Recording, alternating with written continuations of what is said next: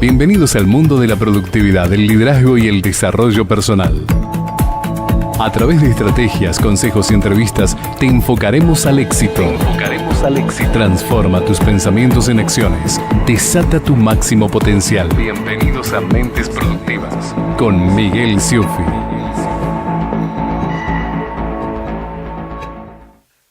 Nuevamente en otro programa de Mentes Productivas, hoy con Pablo Adrián Quiroga, biólogo, magíster en gestión ambiental, diplomado en evaluación de impacto ambiental. Su perfil profesional es que tiene más de 20 años de experiencia en gestión ambiental, conservación de la biodiversidad y desarrollo territorial sostenible. Pablito, me gustaría, antes que nada, recibirte. Muchas gracias por estar aquí. Muchas gracias por la invitación, Miguel. Muchas gracias. Bueno, como sabés, este programa se dedica a todo lo que es mentes productivas. ¿Qué significa? Que tratamos de que las personas que producen en nuestro país, que hacen algo por nuestro país para una sociedad mejor, tengan la expresión de decir cómo lo hacen, la libertad de poder hablar con el público, porque en estos momentos es un vivo y quizás te hacen preguntas o quizás te vas, como queda grabado, te vas y hacen preguntas posteriores. Actualmente Pablo es secretario de Ambiente y Servicios Urbanos de la Municipalidad de Yerbabuena, corregime cualquier cosa, donde impulsa políticas públicas innovadoras vinculadas a la gestión integral de residuos, bastante interesante, espacios verdes, arbolado urbano y educación ambiental. Además es director del Jardín Botánico Orcomolle, espacio pionero en conservación urbana, educación científica y restauración ecosistémica, dependiente de la Facultad de Ciencias Naturales y de la Universidad Nacional de Tucumán. Bueno, Pablito, vamos a ir dentro de lo que tú eres y cómo te enfocas y en tus experiencias. Lo primero que yo quiero que le digas a la gente es ¿qué es un biólogo? Bueno, pregunta compleja, pero un biólogo es un profesional que estudia la vida, como lo podríamos hacer una definición etimológica de la palabra, que se dedica a la investigación. Podemos decir que en estos últimos años hay un poco más de biólogos en la gestión ambiental. Es una disciplina que tiene una fuerte formación científica, o sea que la mayoría de los biólogos podemos decir que están en la Universidad Nacional de Tucumán, en algún laboratorio, en algún instituto del CONICET investigando, desarrollando conocimiento, por supuesto, pero la mayoría está ahí en ese ámbito, en la investigación. Como te decía, son muy pocos, creo que está creciendo el número de profesionales que se están involucrando en la actividad pública, es decir, transferir todo ese conocimiento a la ciudadanía y empezar a tomar contacto con otro tipo de problemas, con otra escala de conflictos desde ese conocimiento. Bueno, creo que es todo un desafío y recién está en una etapa inicial, podemos decir, por lo menos para la región, el norte argentino, y me animaría a decir que todo en Argentina incluso también, digamos. En otros países el biólogo tiene otro posicionamiento, como Estados Unidos o en algunos países europeos, tiene otra injerencia en esta cuestión de gestión, de toma de decisiones. Bueno, por acá como que recién lleva algunos pocos años el biólogo en esa tarea. Así que... Ahora vos, en tu función diaria, si vos decís que esto recién inicia, hay alguien que dijo, Pablito o Pablo, es interesante para la región donde yo estoy, hablen a esta persona. No sé si me doy a entender. Sí. Perdón. Porque uno puede tener algo que es muy útil, pero a la vez pasa desapercibido. Pero algo le llamó la atención a la gente que te contrata o que te da el espacio para que vos puedas desarrollar lo tuyo. ¿Qué es o hacia dónde apunta el lugar donde vos trabajas que Pablo se vuelve factor clave y dice, bueno, este sector se va a desarrollar a través de un biólogo como eres tú? Claro. Bueno, el motivo o la causa creo que es clara. Nuestra formación en la Facultad de Ciencias Naturales tiene una reserva natural protegida, que es la reserva de Orcomolle. Yo como estudiante trabajé ahí, después cuando me recibí llegué a ser el coordinador general de la reserva Orcomolle, es como un cargo de subdirector. Y creo que ahí el alumno tiene esa experiencia del contacto con la gente. Creo que ahí nace un poco la génesis de tener otro camino, no hacia la investigación, sino a la acción más pública. ¿Sí? Y nació ahí. Y creo que las intervenciones desde ese lugar, en mi caso particular, creo que son las que me han permitido tomar contacto, bueno, con numerosos actores públicos, funcionarios políticos, empresarios, y eso, bueno, me ha dado la oportunidad de hacer algunas cosas en estos últimos 20 años, como decía, que, bueno, han sido, desde mi punto de vista, muy interesantes y, sobre todo, entiendo que han dejado alguna huella en ese sentido, porque estamos hablando de la posibilidad de trabajar en la creación de espacios de conservación, en la oportunidad de formar gente, formar alumnos. Cuando yo digo que son pocos, es en términos absolutos, es decir, si tenemos 100 biólogos recibidos, probablemente 90 se dediquen a la investigación y algunos 10 queden o intenten trabajar en la gestión pública o en la gestión ambiental. A eso me refería con que es un número menor, ¿no? No es que son muy poquitos en relación a la cantidad de biólogos recibidos por año. A lo que yo me estoy refiriendo, está bien lo que me estás contestando, es ¿a qué está apostando el gobierno de Yerbabuena realmente para contratar un biólogo? Bueno, yo creo que hay un cambio de época donde el ambiente está empezando a, como se dice políticamente, está empezando a mover el amperímetro. Creo que no como uno espera, eso probablemente lo hablaba con colegas y con funcionarios políticos de trayectoria. Eso probablemente ocurra en los próximos 10 años, sea algo que ya no sea una especulación para ser una realidad. Pero bueno, la ciudad de Yerbabuena tiene una particularidad, es una ciudad con un perfil ambiental muy alto. En su momento el exintendente Mariano Campero, nos conocimos justamente por un proyecto que teníamos entre la universidad, la Facultad de Ciencias Naturales concretamente, y la municipalidad.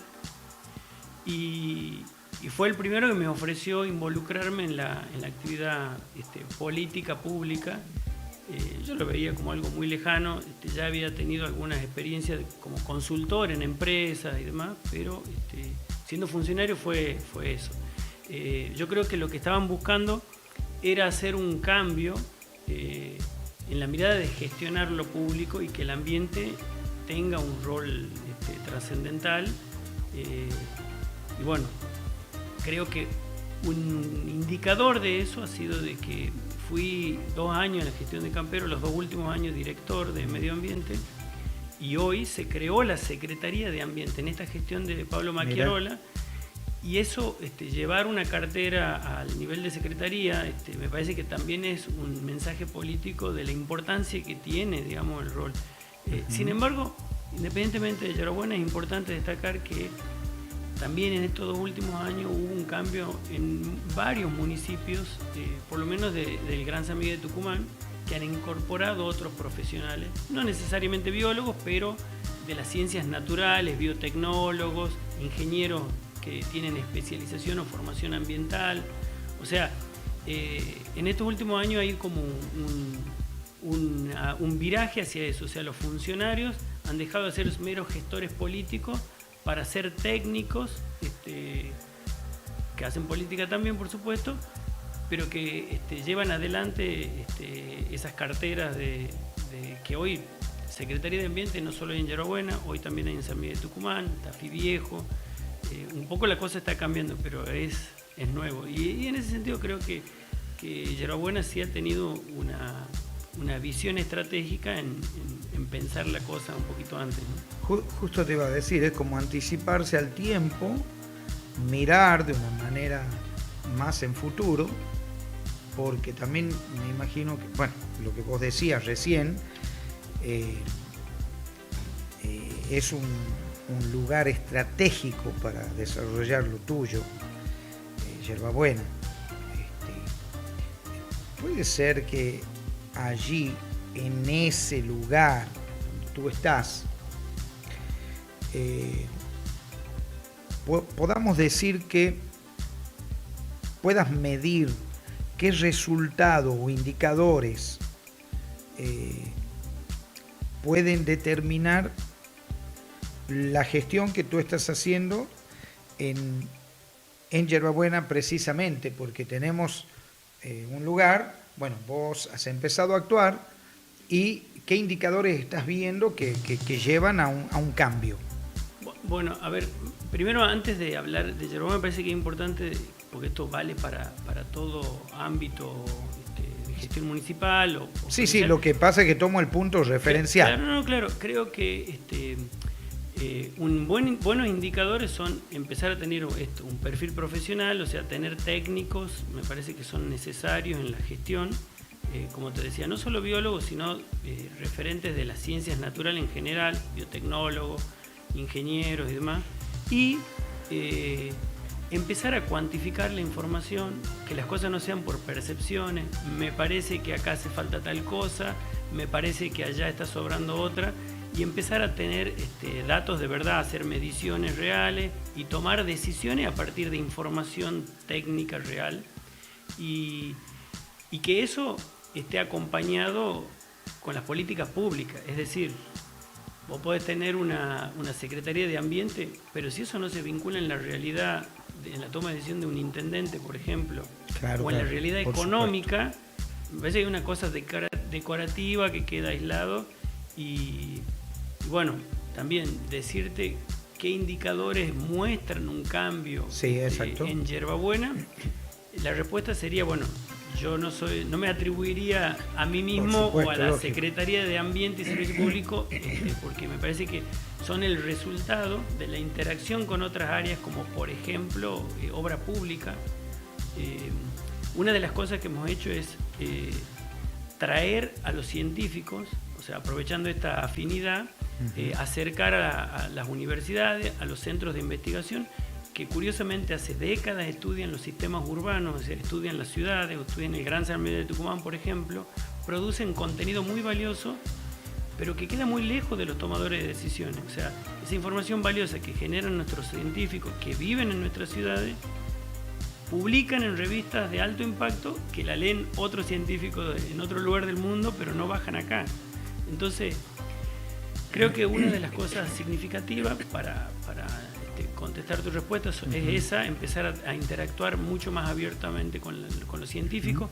Para eso hay que tener información, hay que tener datos, hay que transparentar esos datos, tienen que ser de acceso público, permitirle a los investigadores, porque el interés de los investigadores es la producción del conocimiento, es la producción de la ciencia. Para eso necesitan información, y esa información tiene que estar disponible y tiene que ser real, genuina. Bueno, y también hay una cosa que me ha tocado cuando yo ingresé, de ver que había como un divorcio ahí entre esa ciencia, la generación de conocimiento, y los políticos.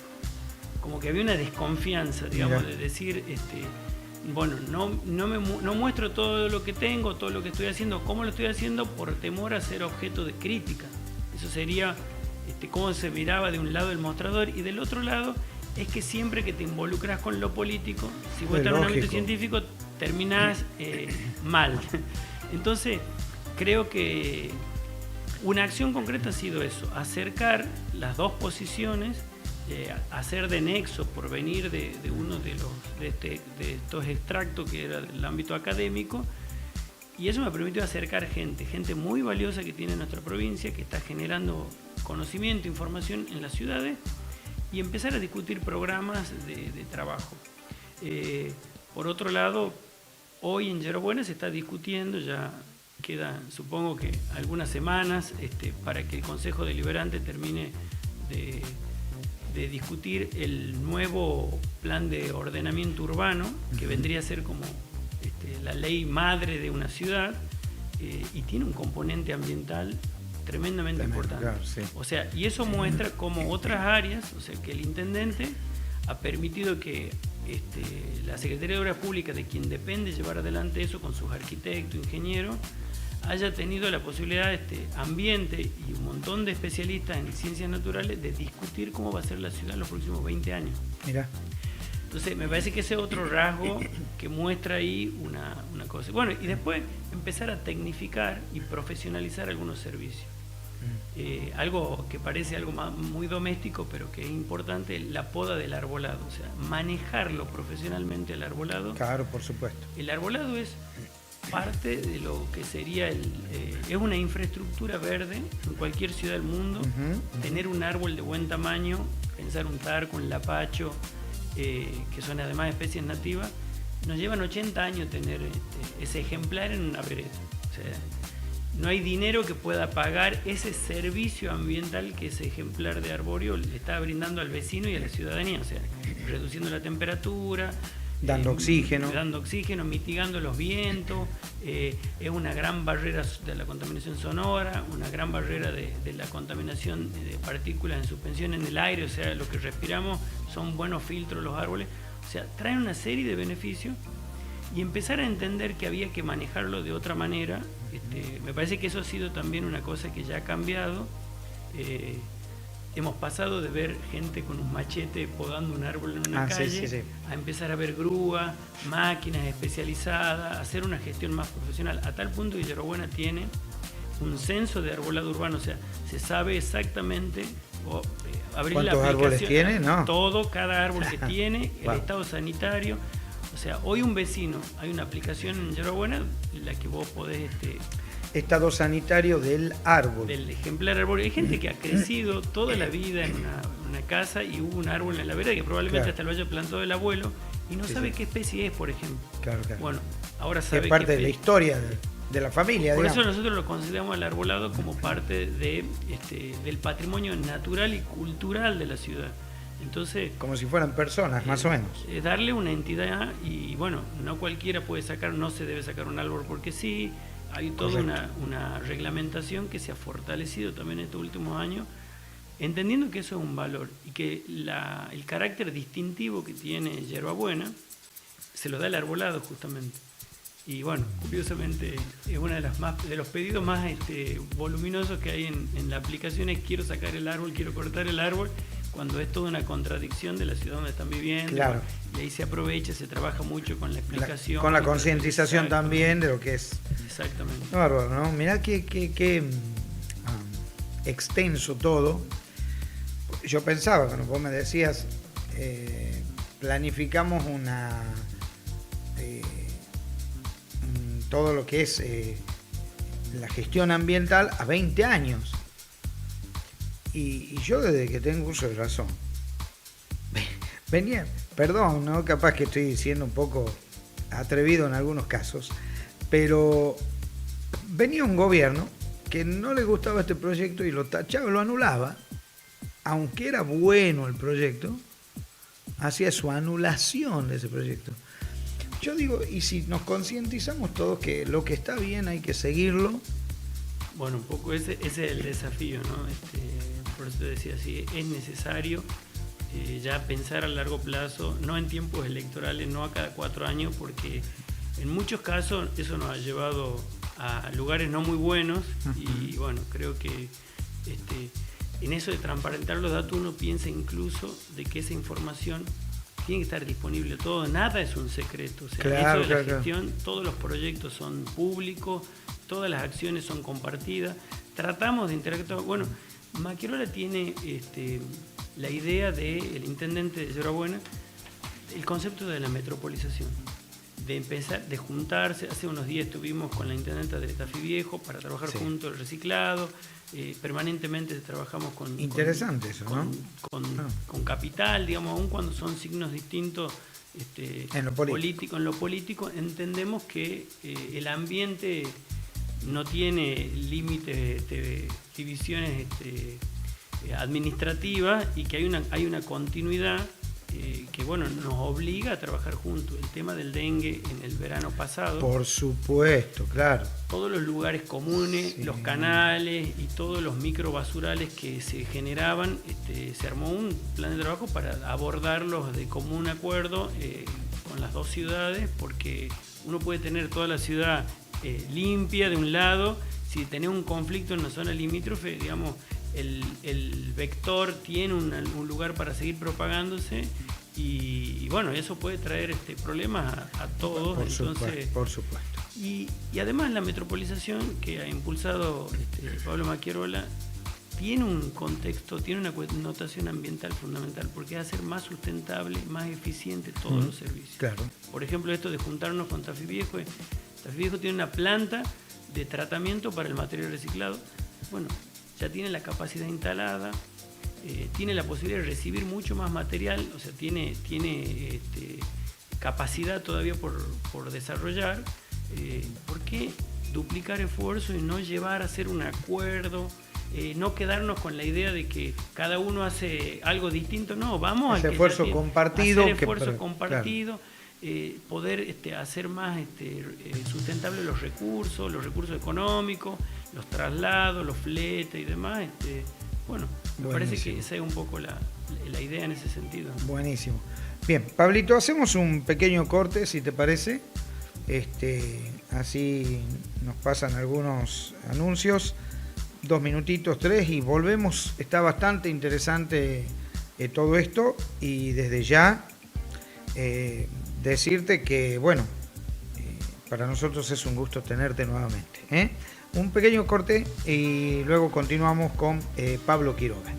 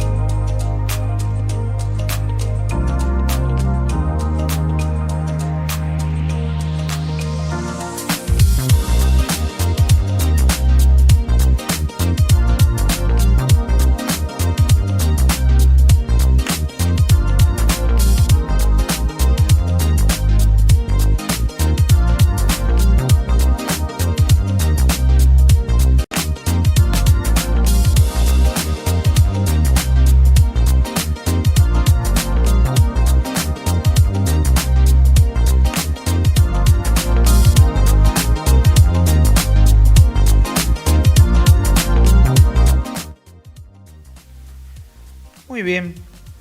Seguimos con Pablo Quiroga. Él es biólogo y está actualmente como secretario de Ambiente y Servicios Urbanos de la Municipalidad de Yerbabuena. Contame, Choms, si tengo mensajes, que no los estoy viendo acá, dice mensajes, pero no los estoy viendo yo. El programa es Mentes Productivas. Los que quieran entrar en vivo, GoPlay TV Tuc, y allí nos pueden estar viendo y mandando algunos mensajes. Así es. Igual después te comento que el programa queda subido, así que lo pueden ver on demand. Si no pueden estar en vivo, lo pueden ver, no sé, cuando vuelvan a casa, del trabajo o lo que sea, lo tienen disponible. Vos sabés que no puedo ver ahora porque se me grabó la página del vivo. O sea, sé que estamos saliendo, pero no puedo hacer nada. Pero bueno, si hay mensajes, no sé, ya veo si los puedo leer con el teléfono, pero por ahora... Ok. Vamos atrás. Bien, seguimos. Pablito, contame, porque estaba leyendo también que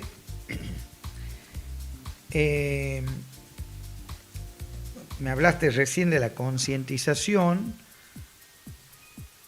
para las personas de lo que significa cuidar un arbolado, cuidar el sistema, todo lo que es lo ambiental. Y vos sabés que leí sobre que también estabas luchando o integrando esta lucha contra el cambio climático. Vos sabés que esto del cambio climático es un enigma para mucha gente, para el ciudadano común. Que quizás no se da cuenta de la perjudicialidad que hay. Yo te hablo desde mi posición de caminar la calle. El hecho de que una persona tire un papel al piso, que ya produce daño ambiental, es una gotita en el mar de todo lo demás que estamos dañando. Contame algo de este cambio climático, por qué se está produciendo, dónde habría que concientizar y qué herramientas prácticas tenemos que tomar para poder efectivizar esa concientización. Bueno, voy a tratar de explicar de forma sencilla. El cambio climático es un fenómeno a escala global que está afectando, generando variaciones en el clima a nivel global. Estamos acostumbrados por ahí, por la influencia de las películas y demás, y de la información también, por supuesto, de que son fenómenos que ocurren en gran escala en lugares muy lejanos de aquí, como por ejemplo grandes tsunamis en el sudeste asiático, en las islas de Japón, que han traído además otro problema con la energía nuclear y demás, como Fukushima, pero siempre lejos. Para explicarlo concretamente, pensar en Tucumán. ¿Qué ha generado o qué ha pasado con el cambio climático en nuestra provincia? Hay un registro meteorológico que se remonta a los últimos 100 años, que es más o menos confiable. No tenemos buenos registros en Latinoamérica como tienen los americanos o en Estados Unidos y en Europa, que tienen además la cultura del registro de hace mucho más tiempo. Son países más viejos también, que nos llevan algunos 100 años de desarrollo, pero además tienen una cultura de algún registro que ha permitido incluso reconstruir cómo fue el clima a partir de los estudios científicos, 1500, 500 años hacia atrás, y bueno, hoy con la tecnología y demás, y hay otros métodos, se puede ver cómo ha cambiado eso y cómo son los patrones. Concretamente en el norte argentino y en Tucumán, lo que ha ocurrido en los últimos 40 años es que han aumentado las precipitaciones. O sea que si vos contás las lluvias de verano, de todo el año, y sacás un promedio, ese promedio ha ido creciendo a lo largo de los últimos 4 o 5 décadas. O sea, concretamente ese es un dato, no es una percepción. Eso que dicen, bueno, me parece que antes en mayo no llovía porque las lluvias llegaban a finales de marzo. Bueno, este año hemos tenido un mayo lluvioso. Y hay otra cuestión más que ha cambiado, es que cuando llueve mucha cantidad en muy poco tiempo. Eso es un factor concreto del cambio del clima. Y el otro es la temperatura. La temperatura también han tenido un aumento con respecto a los últimos 50 años. Hace mucho más calor puntualmente de noche, más que de día. El cambio o el aumento de temperatura estuvo por la noche, hay 2,5 grados más de lo que históricamente teníamos. O sea que esa percepción de nuestras abuelas cuando decían antes se dormía en Tucumán con una frazada, no hacía falta tener aire acondicionado, y hoy no podés dormir si no tenés un aire acondicionado. Bueno, eso es un dato real. Han aumentado las temperaturas de las ciudades, sobre todo por este cambio climático. Haciendo ahí un pequeño paréntesis, yo me recuerdo de la famosa tormenta de Santa Rosa que hablaban todo el mundo, pero este año vos sabés que no llovió. ¿Qué pasó ahí? Bueno, ese es un fenómeno que la tormenta de Santa Rosa es como el inicio de... o sea, viste que la gente dice toda la Sí. fecha de Santa Rosa va a llover, Bueno, ese sería un ejemplo de que esos patrones climáticos que eran más o menos estáticos desde los últimos, Sí. bueno, se están acelerando, hay movimiento, y eso va generando un cambio, como por ejemplo eso, o sea, correr las lluvias o correr los patrones de tormenta.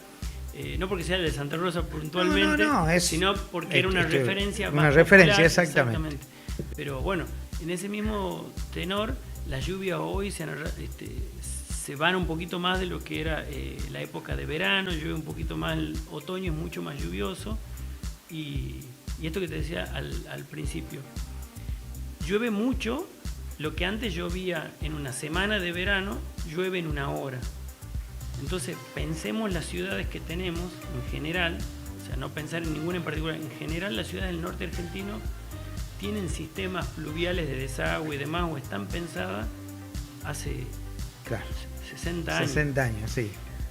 Con llueve, un tipo de lluvia. Exactamente. Exactamente. Tipo de lluvia estándar, digamos. Bueno, ahora, en el Gran San Miguel de Tucumán hubo un gran problema. Le han consultado a los ingenieros hidráulicos especialistas de la Universidad de Tucumán cómo diseñar un plan y demás. Y bueno, esto surge de que está lloviendo, los canales y todo el sistema pluvial de desagüe está pensado para otro régimen de hace 50 años atrás. Entonces, el cambio climático en nuestra región podemos decir que nos está afectando con esas dos variables. Hay otros lugares de Argentina donde se están produciendo fenómenos de desertificación, es decir, el régimen de lluvia se apartó tanto, se llueve tan poco que los ambientes se están haciendo como desiertos, ¿sí? Hay otros lugares donde se está tropicalizando, donde llueve tanto que se está volviendo más selvático, y obviamente eso genera un gran problema. Una cosa que es significativa, no sé si va a ser gráfica, los científicos cuando estudiaban la selva brasileña y la Amazonía hace 60 años, describían no solo la flora y la fauna, sino las características del suelo, cómo estaba compuesta. Sí. Y advertían de que el suelo, por ejemplo, de la Amazonía brasileña, tenía un gran componente de arena con las características de la arena del Sahara. Bueno, está comprobado, hay incluso, uno puede ver hoy de forma muy gráfica imágenes de satélites de la NASA que muestran cómo vuelan millones de toneladas de partículas de arena por los vientos desde el desierto del Sahara y se depositan en la Amazonía. Eso hace que ese suelo esté enriquecido en ese caso con un mineral que es el sílice, el calcio que llega de la arena, pero pensemos, cruza el Atlántico. Eso te iba a decir. Es algo, son fenómenos globales, o sea, la conexión que cuando hay un problema del clima, bueno, ahora ¿qué está ocurriendo? Está empezando a llover mucho en la costa africana, sobre todo afectando partes del desierto de Sahara. Entonces hay lugares donde llueve, donde jamás llovía, donde a lo largo del año no había registro de precipitaciones. Bueno, y eso está impidiendo que viajen por el viento esas centenares de toneladas que antes venían desde allá. Y claramente, a lo largo de los años, eso va a generar un impacto en la calidad del suelo de un ambiente como la Amazonía, por ejemplo. Eso para tener una escala global de cómo... O sea, el no recibir esa arena... Por ejemplo, puede producir un problema claramente en la calidad del suelo, digamos. ¿Y qué lo frena, decís vos? El hecho que empiece a llover en la zona del desierto. Del desierto. Exactamente, que antes no llovía. Ahora está lloviendo. Ahora se registran precipitaciones.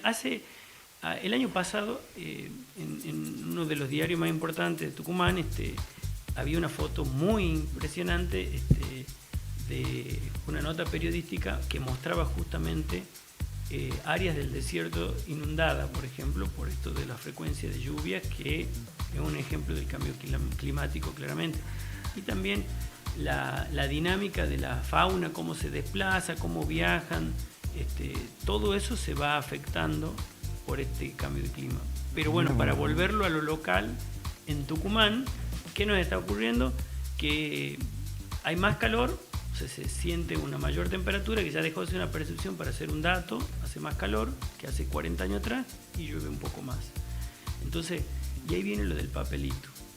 Si yo tengo una ciudad que tiene un sistema pluvial, un sistema de desagüe pensado para una cantidad de precipitación, y ahora una sola lluvia supera la media de todo un mes, obviamente colapsa su sistema de desagüe. Al estar trancado todo. Exactamente. Y ese papelito que hacías mención tiene un problema no solo en la higiene urbana, de que no está bueno caminar por un lugar donde haya basura, sino que toda esa basura termina en los invernales, o sea, en los resumideros, que son obturados por la basura, y eso genera grandes problemas y termina inundando sectores de cualquier ciudad del norte argentino. Esa es, digamos, la postal típica, que al otro día hay que estar limpiando los invernales porque quedan llenos de basura por este motivo. Me imagino que producen hasta enfermedades.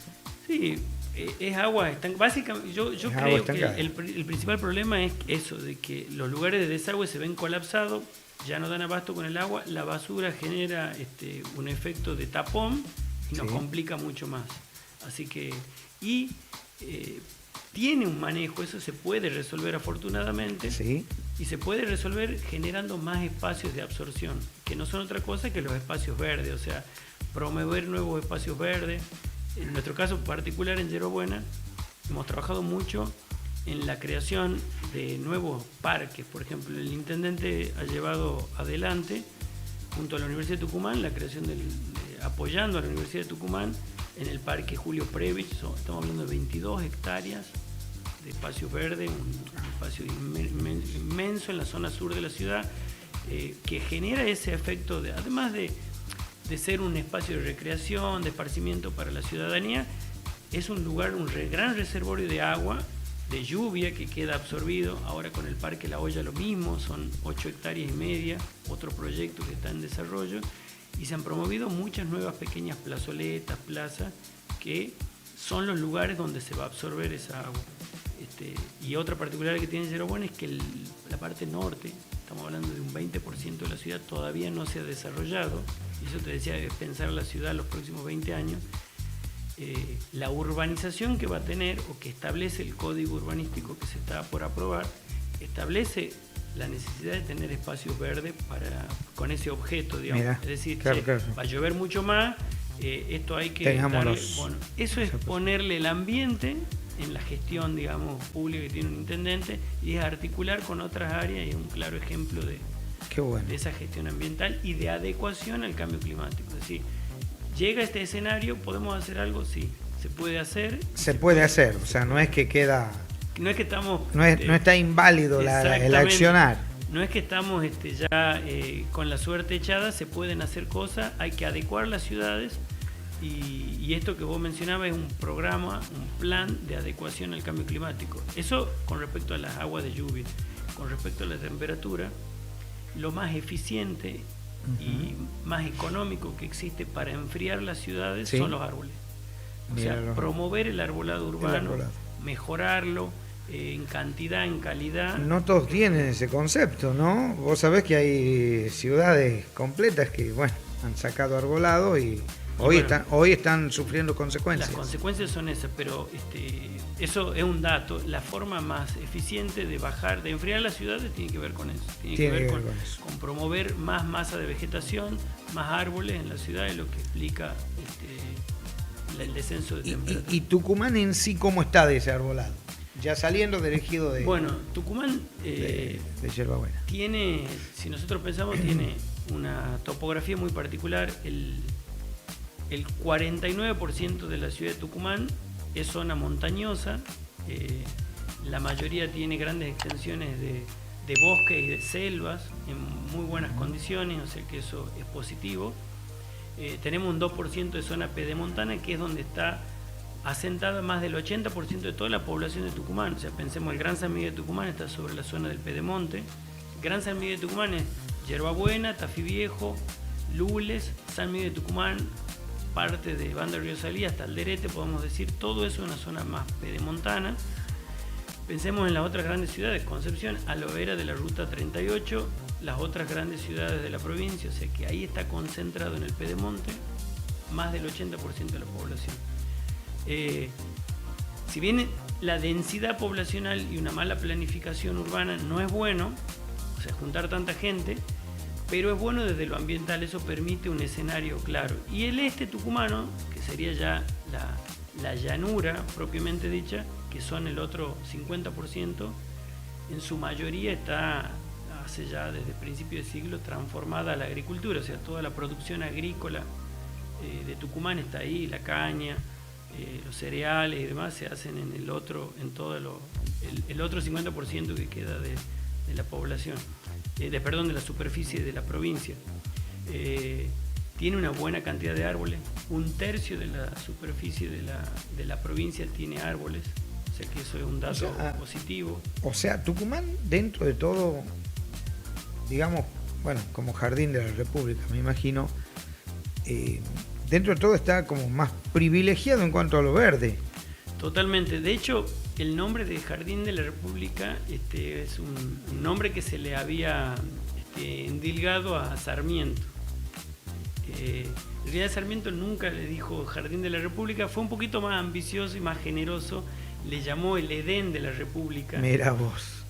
Y el que realmente le pone ese nombre de Jardín de la República es un británico, un naturalista británico, que visitó la provincia trabajando en un relevamiento de todo el norte argentino, y él en un trabajo, en una publicación que se llamaba Las Provincias del Río de la Plata, que obviamente era un trabajo para la corona británica, le puso el nombre de el Jardín de la República. Esto era un jardín porque imaginemos en ese momento recorrer la zona norte de San Miguel de Tucumán, ir hasta Tafí Viejo, ir a Yerbabuena. Él precisamente era, ¿me decís? El que le puso este nombre, Sir... ¿Pero era qué? ¿Cuál era su era un británico, en ese momento era un naturalista. Un naturalista. Claro, que no existía el biólogo o geógrafo, pero sí era naturalista, y que hacían relevamientos y daban Sería cuenta. el Pablito Quiroga de hoy en día, ¿eh? Y él le puso ese nombre. Mirá qué interesante. En esta publicación que se llama Las Provincias del Río de la Plata, que era como un documento que le enviaba a la corona británica. Y pensemos que ir desde, no sé, las Independencias a Tafí Viejo, a Yerbabuena, a Lules, era atravesar en ese momento selvas claro, exuberantes. Bueno, eso se ha reducido un poco, pero nuestra Sierra de San Javier, que es la que está dando lo que se llaman los servicios ambientales, dándonos la regulación hídrica, la que nos provee de agua para consumo, porque es la que nutre los acuíferos donde se saca el agua, y generando también la regulación térmica, está en bastante buenas condiciones. La Universidad de Tucumán tiene más del 80% preservando ese lugar. Hay otras áreas, la provincia tiene una reserva provincial que se llama Parque Aconquija. La Universidad de San Pablo tiene otra reserva ahí en la zona la zona sur de la Sierra de San Javier, concretamente en Villa Nugués. y podemos decir que más del 80% de la sierra está preservada. Mira. Y eso es una buena noticia, digamos. Si pensamos en Salta o en otras provincias vecinas, la urbanización de esa sierra es importante, y acá no, digamos. Y eso habla de una buena situación. Mira vos, ¿no? De una buena situación. Allá piensan que la urbanización es muy importante, en otro lado, acá estamos pensando en conservar. En conservar. Lo verde. Bueno, un televidente escribió: saludos, lo del famoso papelito siempre va a pasar. Después son los primeros que se quejan cuando se arma un basural. Bueno, muchas gracias por comentar. Lo que tratamos de hacer acá con Pablo en esta entrevista es concientizar de que estamos, bueno, en una lucha contra todo esto de lo hídrico que decías, que está todo contemplado de hace 50, 60 años como obra, y bueno, al llover tanto, bueno, hay que cuidar la higiene y todo lo que se pueda también, ¿no? Todo suma, o sea, Todo esa suma. acción, digamos, como tirar el papelito, trae un perjuicio a toda una ciudad. A toda la porque ciudad. Suma. Bueno, yo me acordé de una parte bíblica que dice amor al prójimo, ¿viste? Sencillo, tener amor no tan solo a vos mismo, sino al que está al lado tuyo. Bueno, Pablo, lamentablemente estamos terminando porque ha sido un programa tremendo. ¿Qué mensaje le dejarías a aquellos que quieran involucrarse en esto de,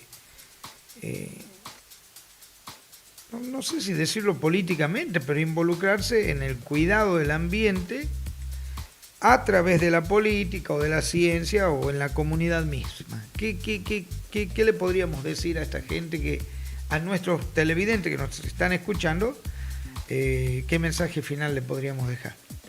Bueno, a mí me parece, antes de decir un mensaje, creo que la gente se está involucrando. Okay. Uno piensa, es pararse en la rotonda de Avenida Perón, sobre Pie del Cerro, y es ver, no sé, 2.000, 3.000 personas por día haciendo actividad deportiva. Si bien tienen un objeto particular que es entrenarse, hacer una actividad recreativa, están en contacto con la naturaleza. Y eso no pasaba hace 15 años, digamos. O sea, el cerro era una cosa alejada. Me parece que la gente se está involucrando. Hay mucha gente de San Miguel de Tucumán que va a Yerbabuena o de otras localidades tratando de encontrar ahí un lugar de esparcimiento en el cerro, en la naturaleza. Y creo que se está sensibilizando. No le da igual, a pesar de que se están entrenando, si ven un cazador, inmediatamente le avisan a los guardaparques. Si ven un fuego, un principio de incendio, dan aviso. O sea, cualquier cosa irregular, sin ser especialistas, sin estar... creo que la gente... Nos involucra en la tarea de hacer cosas para nuestra sociedad. Totalmente. Creo que hay otra... Y bueno, hay una cantidad importante de organizaciones que trabajan en cuestiones ambientales y me parece que también ese es un indicador de que la gente... esas se generan porque hay demanda y la gente quiere participar. Probablemente en un futuro no muy lejano, aquellos políticos que tengan una agenda ambiental como algo transversal van a tener una ventaja competitiva sobre el resto, porque creo que la sociedad cada vez va a demandar mucho más que las políticas vayan en ese sentido, ¿no? Nos falta hablar de Orcomolle también un montón, nos quedó corto este programa. Bueno, te comprometemos, Pablito, para una segunda tanda. Con todo gusto. Continúa el dorso, digamos. Con todo gusto. No va a ser ya, pero seguramente te vamos a contar con algunas otras preguntas, porque me quedó pendiente lo de Orcomolle, lo de San Pablo, el Jardín Botánico. Así que bueno,